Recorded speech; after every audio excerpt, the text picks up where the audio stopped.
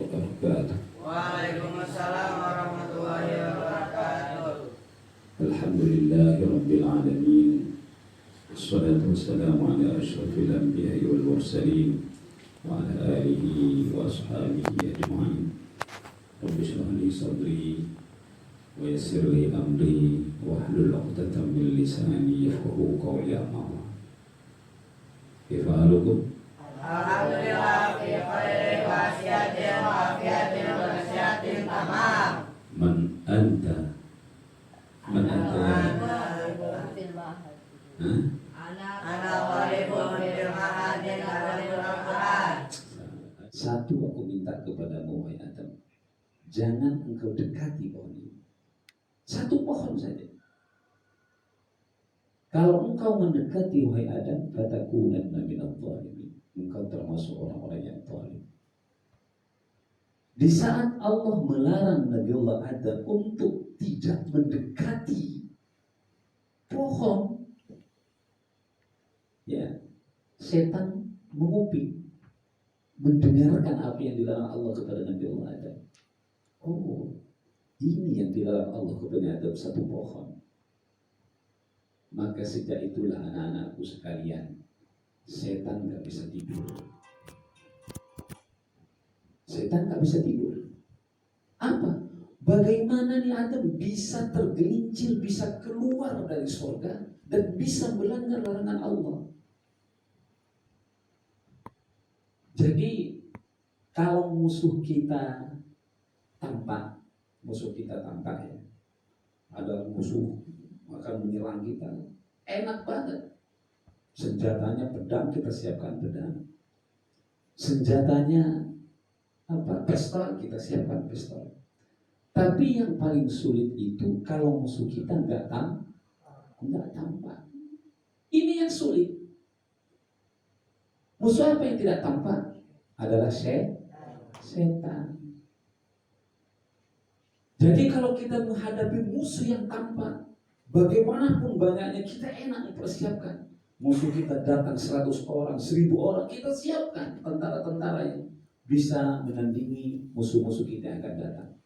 Tapi masalahnya adalah musuh yang paling sulit adalah musuh yang tidak tampak oleh mata. Siapa? Setan. Nah, ini yang paling ditakuti.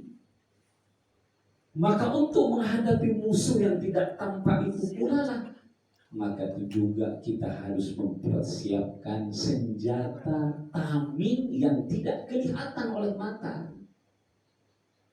Enggak bisa kita menghadapi setan yang tidak tampak sebagai musuh kita pakai pedang, enggak bisa. Enggak bisa kita menghadapi musuh yang tidak tampak dengan pistol, enggak bisa. Karena musuhnya enggak ada.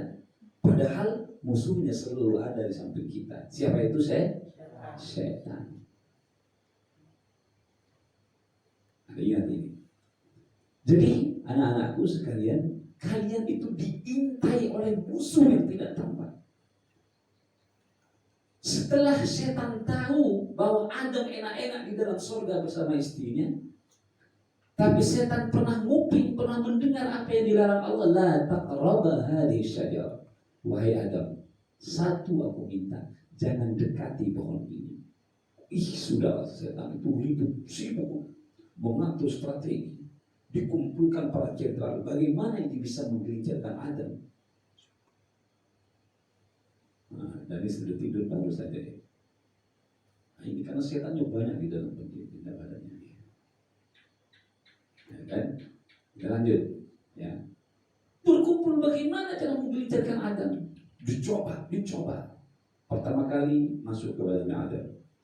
Wahai Adam, kenapa kamu makan pohon itu? Enggak mau mendekati itu.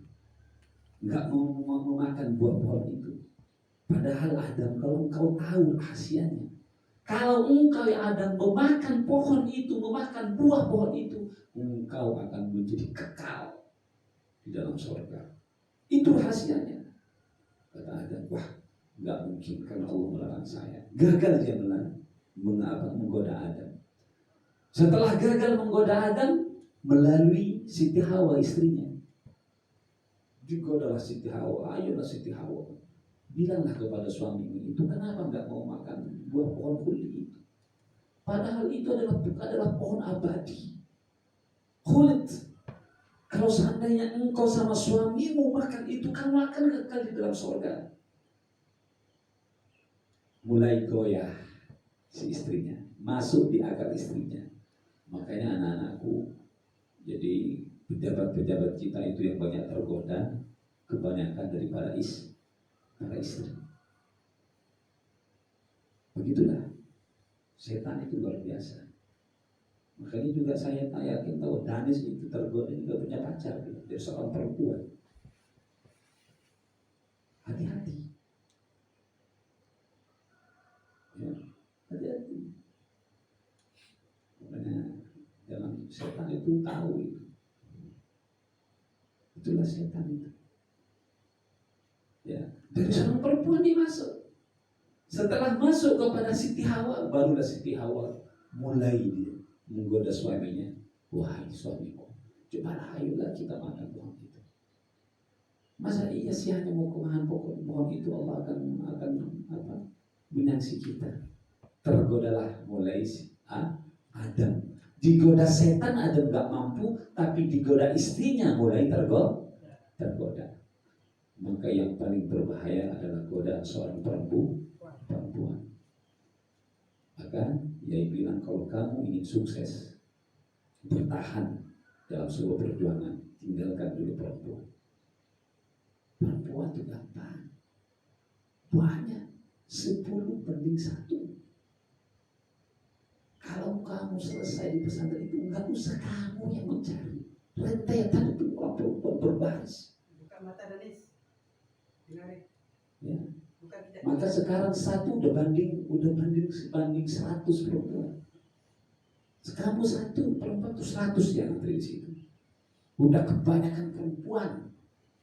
Jangan, dan makanya saya katakan jangan khawatir kok dan kamu nggak dapat perempuan. Mau milih kayak apa kamu tinggal. Ya. Jangan khawatir. Paham ya? Paham? Makanya orang yang banyak rusak gara-gara perempuan. Kalau kamu boleh sekarang tergoda dengan perempuan sudah pacaran, itulah ambang sebuah kehancuran. Adam tergelincir dia, Allah keluarkan dari surga gara-gara godaan istrinya Siti Hawa. Siapa Siti Hawa? Seorang perempuan. Maka kamu gak usah lah main perempuan masih kecil. Kamu mau apa? Mau perempuan bilang sama ini? Mau model kayak apa? Mau perempuan mana? Mau Maroko? Mau Lebanon? Ngantri. Di Lebanon itu anak-anak banyak wanita yang gak dapat laki-laki. Cantik-cantik. Kalau Yahya ke sana itu, ikut itu yang penting dibiayain aja. Kalau minum air itu, masya Allah, kelihatan air dari kerongkongan saking putihnya itu. Ngapain kalian sekarang masih kecil? Selesaikan dulu di pesantren, gampang itu perempuan. Mau siapa nggak mau ada. Nah, kita lanjut. Itulah setan. Maka orang yang banyak tergelincir hancur gara-gara melalui lewat pintu perempuan. Kalau kamu mulai sekarang sudah tergoda, sudah punya pacar, jangan harap kamu akan selesai. Kenapa? Itu karena setan tuh licik itu. Diusikan, aduh kamu ngapain belajar di pesantren? Gak bisa pegang HP, gak lihat perempuan. Dibayangkan, dihadirkan perempuan itu ke matanya. Tergoda dia belajar, udah uring-uringan, sholat udah uring-uringan, sudah itulah. Padahal itu yang masuk setan. Maka dari itu anak-anakku, salah satu senjata yang harus kamu hadapi adalah bagaimana mempersiapkan senjata yang juga tidak tampak oleh mata. Apa senjata yang tidak tampak oleh mata? Perkuat iman kamu. Iman kamu itu berkuat. Dengan yang sholat tahajud, dengan sholat duha, dengan mengaji, itu salah satu proses memperkuat iman. Tapi nggak bisa, setan lebih licik. Hati-hati. Kalau kamu tidur, setan nggak pernah tidur. Itu hebatnya setan itu. Ya, kamu setiap saat, bahkan setiap detik selalu diintai oleh setan. Kenapa? Kalau kamu bisa menyelesaikan di pesantren 6 tahun, kata saya, ya Allah, aku nggak punya teman nanti di neraka. Coba dari jadi kemarin kabur dia, nggak diantar sama orang tuanya. Setan itu pesta pora dia, halal bihalal semalam. Alhamdulillah aku punya teman di neraka. Siapa? Danis temannya nanti di neraka. Itu setan itu. Ya, maka anak-anakku yang berbahagia, bertahanlah. Memang begini perjuangan. Perjuangan itu nggak mudah itu. Kalau kamu, musuh kamu orang gampang gitu. Mereka bersenjata pakai pedang, kita pakai pedang. Mereka bersenjata pakai senjata api pistol, kita pakai senjata api. Tapi masalahnya sekarang ini, musuh kita adalah musuh yang tidak tampak, Ya. Jadi sekali lagi, ayo kita persiapkan tameng dan senjata juga yang tidak tampak. Udahlah kamu sabar-sabar di sini. Jangan tergoda oleh setan. Dan saya katakan, hampir semua godaan yang paling empuk, setan itu melalui pintu perempuan. Dari sini pasti punya pacar deh. Punya pacar belum? Kenapa tidak? Udah saya tahu kok ceritanya. Ya udah tahu, gak usah dibilang begini-gini. Kamu bawa boneka itu dari siapa boneka? Ya udah tahu, kamu gak usah. Gak ada yang tahu, ya udah tahu. Gak usah, perempuan itu kecil. Kamu mau apa? Perempuan yang kayak apa? Perempuan kayak apa kamu? Aduh, sekarang di Indonesia laki-laki 1:100 perempuan. Kalau di Saudi itu jutaan perempuan gak nikah karena gak ada laki-lakinya. Kurang laki-laki. Sekarang di Indonesia sudah begitu. Kalau kamu sekarang tergiur hancur gara-gara, aduh ya Allah, bodoh sekali.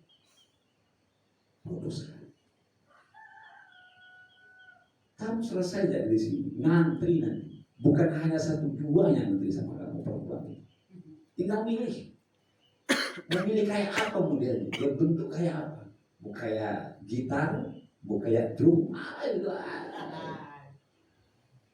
Itulah, mana aku santai aja. Maka sekali lagi yang sudah punya pacar ini enggak melarang kamu berpacaran, tapi kamu harus bisa mengendalikan. Kalau kamu berpacar keluar dari pesantren itu namanya bodoh sekali. Masa depannya untuk apa? Perempuan banyak. Kalau nggak percaya, selesaikan kamu di pesantren dan Al-Quran. Saya akan siapkan satu kamu 100 perempuan kamu pilih. Ya. Itulah. Maka sekali lagi, sekali lagi perhatikan. Kamu sekarang kita lihat Rasulullah SAW sebelum diangkat menjadi Rasul, malaikat Jibril dibedah dadanya. Kemudian hatinya dicuci pakai air Zam-Zam, diberi semua air Zam-Zam dekat Ka'bah. Jadi untuk menjadi orang hebat itu bukan kita hidup glamor di luar.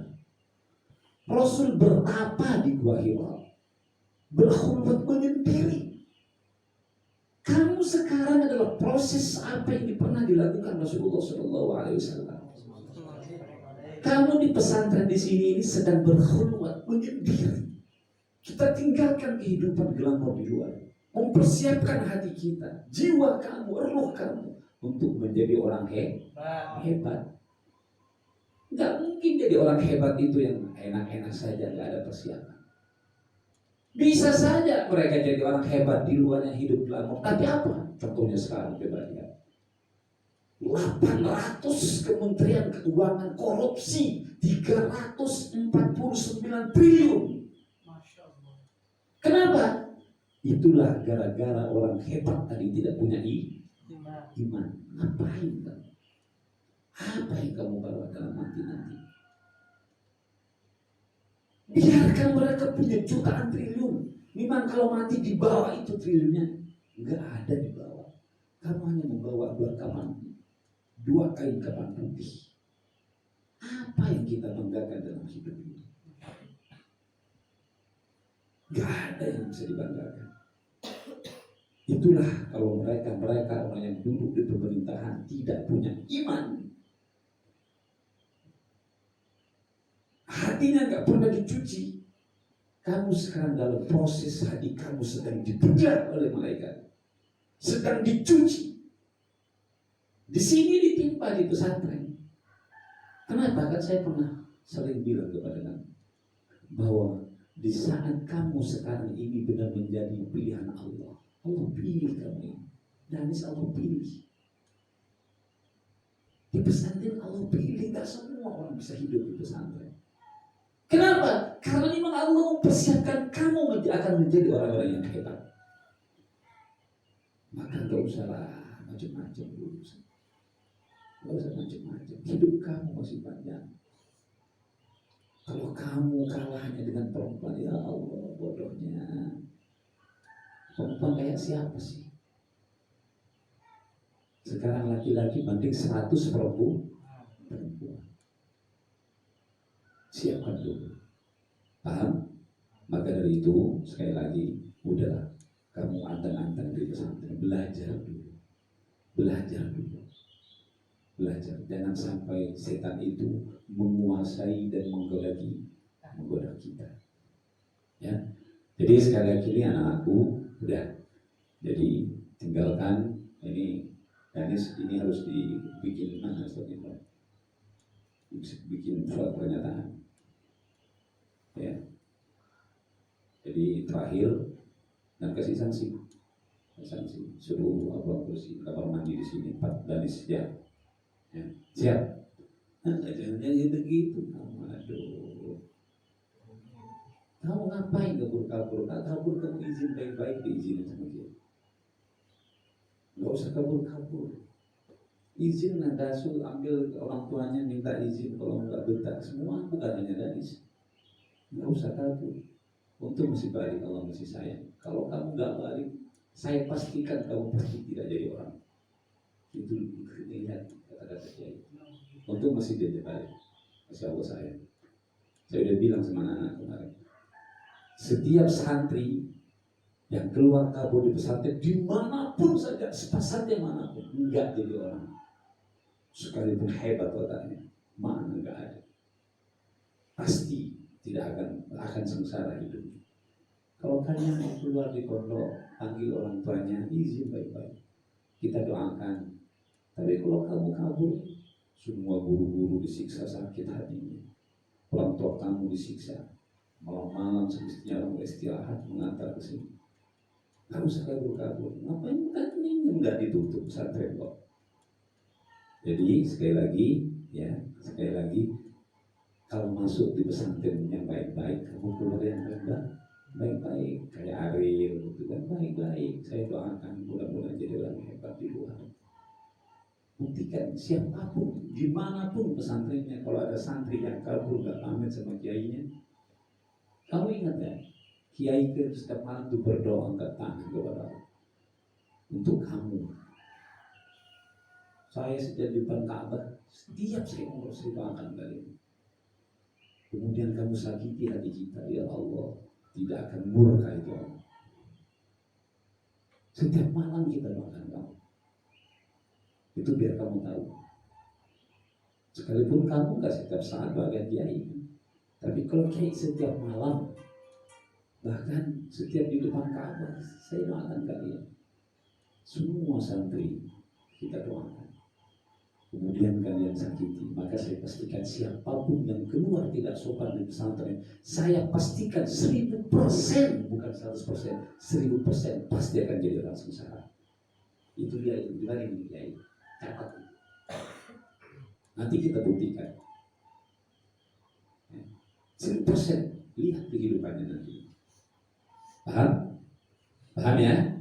Oke, setelah ini nggak ada lagi kejar kayak Danis. Saya nggak melarang kamu nggak betah di pesantren, panggil orang tua, ambil baik-baik.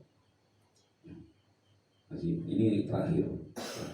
Semua kalian dititipkan kepada di sini dengan baik-baik, keluarlah baik-baik. Paham tuh? Paham tuh? Baik. Ini hanya sekedar tausiah, semangat, ayo semangat lagi, semangat. Kamu masa depan kamu masih panjang. Ya, udah kita persiapkan semuanya di pesantren.